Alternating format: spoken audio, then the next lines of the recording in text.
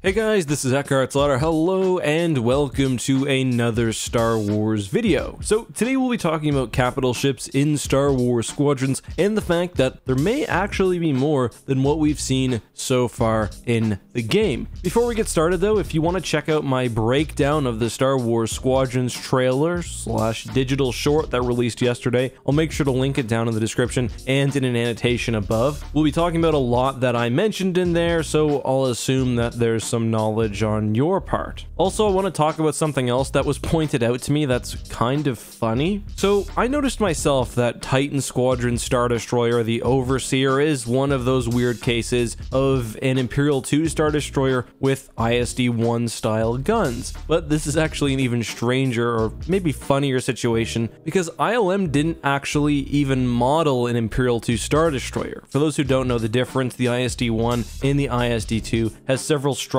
differences. The main one would be the communications tower at the top of the superstructure. Here, they just took an ISD-1 model and sort of moved some of the communications tower into the ship's body to make something that looked like an Imperial 2, but at closer study clearly is not. Obviously, ILM still does not have a proper Imperial 2 model, which I do find kind of strange. I mean, it's far more common than the ISD-1 in Star Wars media, so get it done. Anyway, let's talk about capital ships in Squadrons, and we'll stick to yesterday's trailer because there was something very strange in there. So, every single vessel featured in yesterday's Star Wars Squadron short has been confirmed to appear in the full game, with the exception of 2. Let's talk about what's in there. Of course, we have all the fighters, we have the CR-90, we have the Nebulon B, the Raider class Corvette, the Imperial 2 Star Destroyer, and the MC-75 and 80 Liberty type. Notably, that leaves 2 ships, the Imperial 1 class Star Destroyer, which is featured briefly attached to the shipyard. I'm just going to ignore that vessel. I think it's pretty clear that it was simply used as a generic Star Destroyer placeholder, given the ISD-2 shenanigans we talked about earlier. And we have this mystery Mon Calamari vessel for the Rebel Alliance. I call it a mystery despite the fact that it's very clearly the MC-95E model used in the Rise of Skywalker. The real mystery is whether it's intended to be that ship type or something else. And there's even a scene where the MC-95E swaps to the basic MC-95 model, and I'm really not sure what they were going for here. I think it's possible that this was meant to represent just a regular MC-80, and as a note, the stock MC-95 looks a lot like the MC-80, but all of this indicates to me that it's very possible that we may see another Alliance capital ship type, and I would be, I think at this point, more surprised if we didn't see the Home 1 or another MC-80A type, which is the designation the ship now has in canon. I'm not saying it's guaranteed or anything, but I just think it's likely, and this comes partially from playing the game, playing the campaign, and also my recent experience with X-Wing Alliance, and I've really been seeing a lot of connections that I just didn't see right away. First of all, the prologue for the game, at least on the Imperial side, is basically right out of Star Wars TIE Fighter. You're scanning vessels, however, instead of it being after the Battle of Hoth, it's after the Battle of Yavin. And there's just a lot of common elements. One is that you launch from a fleet, and you spend the first few moments before the mission, you know, flying among capital ships. X-Wing Alliance always gives you a pretty varied fleet to fly through with different capital ship types. And that's not only combat ships, but I was really impressed when playing the game at the sheer variety of freighters and smaller frigates. Sometimes just patrolling the battlefield, or as part of a system defense fleet, or just civilians on their way caught up in a battle. And I do think that will be something Squadrons tries to emulate, although perhaps on a smaller scale. I mean, it's very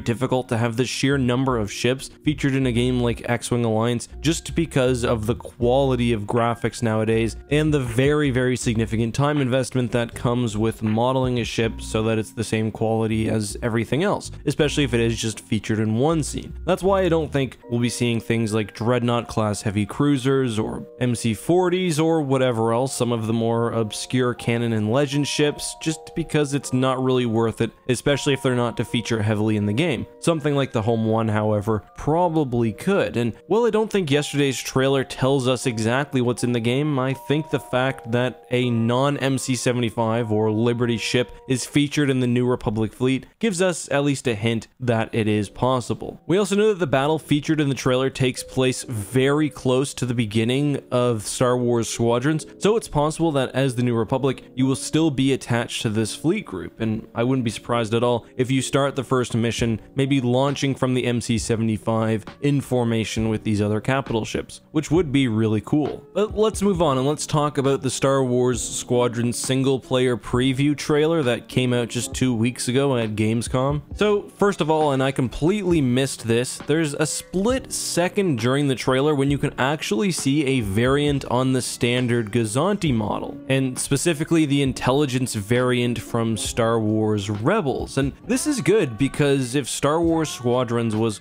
trying to be cheap, they could easily just replace this ship with a regular Gazanti, and I don't think you lose a whole lot. Obviously, I don't know the context of the scene, maybe there's a mission to take down that ship specifically, but little variations like that indicate to me that they're definitely taking an approach of giving us lots of stuff to look at in universe. On that note, people did notice that there were some issues with some of the renders of the Gazanti. They always had their landing, struts down, some of the TIE fighters sort of phased into existence after hyperspace. I'm of the mind that those scenes with the Gazanti from that trailer were created specifically for that trailer, which is why some of the animation is not quite there, and they're just using the basic Gazanti models, because when we look in other scenes, the Gazantis are properly outfitted. Various users also pointed out that there does appear to be the classic EcksToo platforms also from Star Wars TIE Fighter, and it may even be a larger EcksToo variant that they're trying to run the extraction mission through, which is kind of cool. Anyway, I just get the feeling that they've specifically only showed us a portion of the early part of the Star Wars Squadrons campaign, which I think is really exciting. It screams to the potential of the entire game if that is true. So maybe there are capital ships that we haven't discovered yet or that haven't been shown yet in the trailers. That's certainly my hope, and the same could be true of multiplayer. There's no reason why for fleet battles they couldn't swap out the MC-75 with the MC-80 Liberty, given the fact that both ships are modeled. There could be other surprises as well. I don't know though, that's all speculation. Let me know, has my evidence convinced you guys? What do you think? And which capital ship out of any would you like to see in Star Wars Squadrons? You can put any ship you want into the game, with the caveat that you should aim for something that actually makes sense. I think it'd be really interesting to take down something like an Allegiance class Star Destroyer, something that's up even further in power than an Imperial Star Destroyer, but which has weaknesses which could be fun for the player to exploit. That, however, is all for today's video. Hope you guys enjoyed it, and if you did, make sure to leave a like and subscribe for more. Until next time, guys, please be safe, have a good one, and may the Force be with you.